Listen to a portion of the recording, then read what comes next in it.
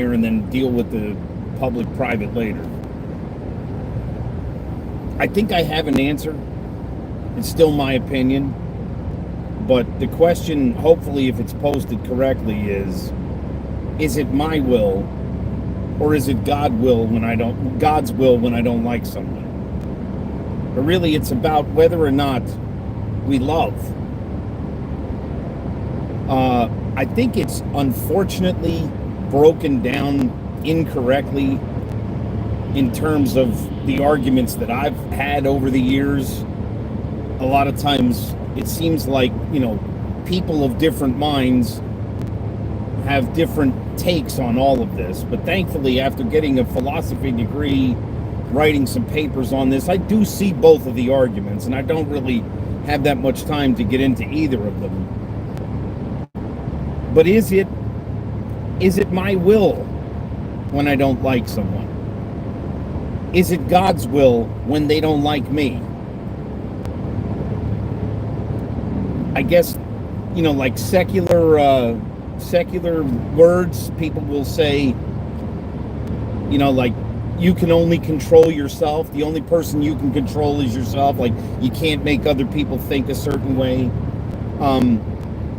Anybody that's subjected to commercials on YouTube knows that they spend fortunes with psychology people to try to force you to do something you don't really want to do.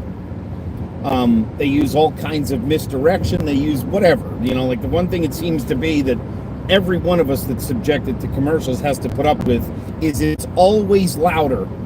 The commercial is always louder than whatever you're watching. I don't know why. If you're getting shouted at, is that a psychological thing? So I guess I'll just simply start with the answer first. My answer first. Jesus' prayer to the Father is asking for petitions for a lot, but then it says simply, forgive us our trespasses as we forgive those who trespass against us. Depending on the translation that you use, they can say debts or whatever, but Jesus is speaking to the apostles, to the ones he sends out, and they're asking him to teach them how to pray. So all of the things that he's asking the Father to do are the things that are the Father's will, and he is petitioning the Father to do. Now, Jesus is God, fully human, fully divine, but he subjects the humanity, which is full, to the will of the Father, but he asks the Father from the cross to forgive them. Why? Because they know not what they do. I think that this discussion does tend to break down differently between men and women, but if you think that love is a feeling, you have a misunderstanding of how love works, how liking works. Love is a decision. It is not a feeling. If all you feel is love, nobody's parents love their children. And here's the other problem. If it's God's will that others don't like me, and if it's God's will that I don't like others, I don't have free will. That's the problem.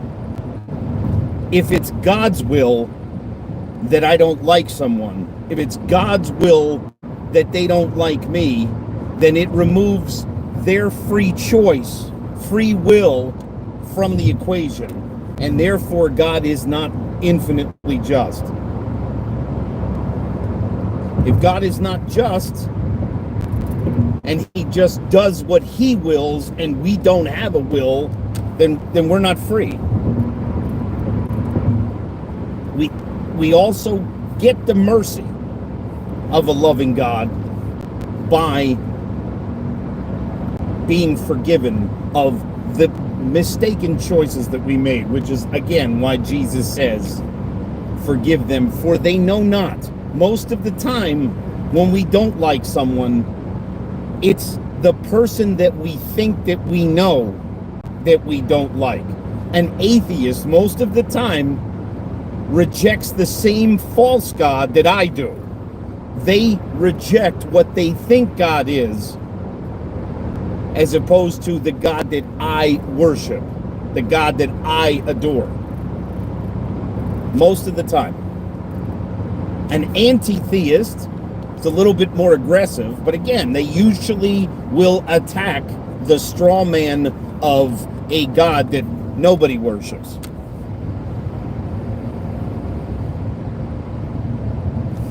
Most individuals would consider someone that dodges a bullet a lucky person. They would say that's lucky. But if you choose to reject the premise of a creator, a first cause, you kind of get into a problem when you talk about beating statistics and being quote unquote lucky. But I don't want to divert, because again, I wanted to keep this shorter and just answer the question in my mind and say, well, that's what I think. And later I want to re-listen to what I think and make sure that I have not wasted too much time not collecting my thoughts and refining it enough so that I can write this premise down and look at it logically and say, okay, I mean, I know that when I wrote the paper on this, it was that love was not just